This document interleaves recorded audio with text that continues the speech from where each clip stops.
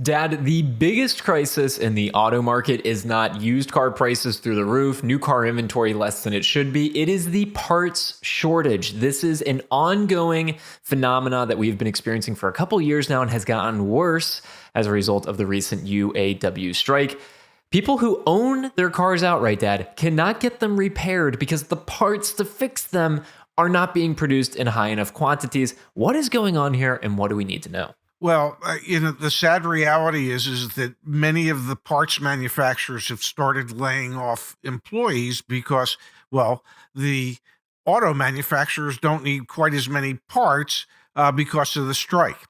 Now, what's exacerbated that situation is dealers can no longer get their daily parts orders from their manufacturers. Most dealers place an order on a daily basis, and a lot of the parts they expect to get the next day or the day after that.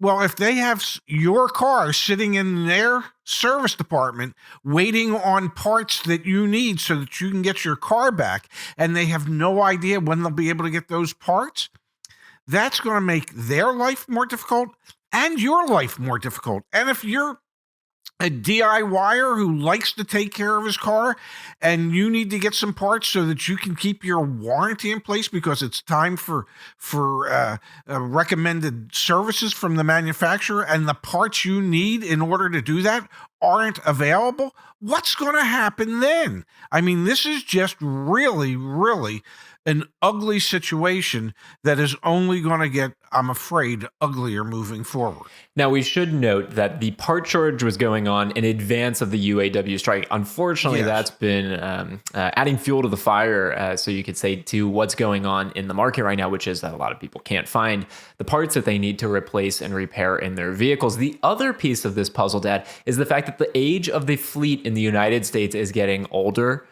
and older and older. People are holding on to their cars longer and longer, which makes sense. If you watch our channel, we talk all the time about the ongoing affordability crisis in America, the fact that most people cannot afford to comfortably buy a new or used vehicle. So that's leading to experiences like this one, Dad. In Gaithersburg, Maryland, this comes from the NBC affiliate in Washington, D.C. After a crash in August 2022, Stephanie Fernandez took her 2020 Acura, which sustained minimal damage to auto body dimensions in Gaithersburg, Maryland, for a job she thought would take a few weeks.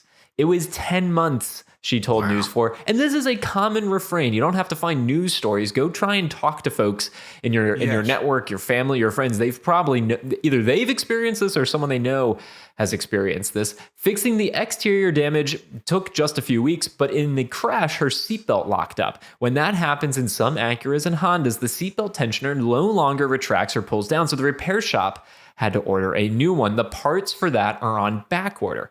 Seatbelt airbag control modules are almost impossible to get, auto body dimensions manager Abdi Bar said. And while waiting for the parts, Bar can't legally let a customer take their car home while they wait if it's a safety issue. So we cannot release the car, he said. We're stuck with the car. I mean, we have two Acuras here, both MDXs, different years, different belts, different colors, same result.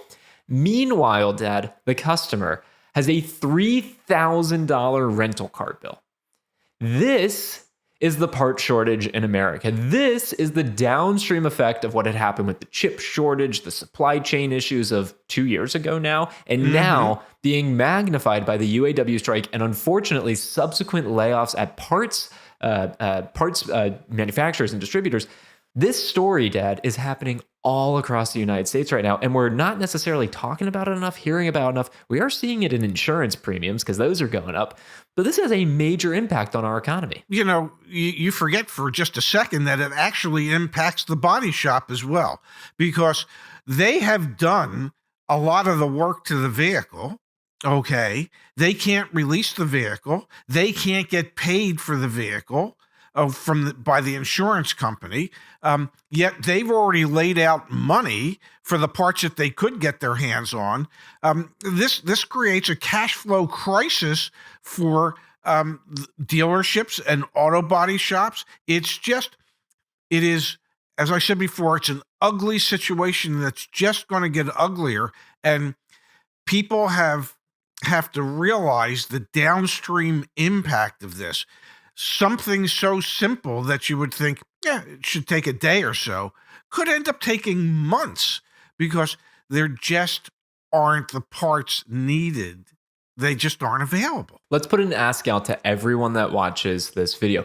Leave a comment down below if you have heard of or experienced something similar to the story we just shared. And Pops, we might have to do a follow-up video on this where we go through those comments, because I'm fairly certain there are going to be hundreds of individual instances of people saying, yeah, this is exactly what happened to me. And another downstream effect from that, Pops, if you wanted to sell, like this woman who had her 2020 Acura MDX, what if she wanted to go back and get a different car?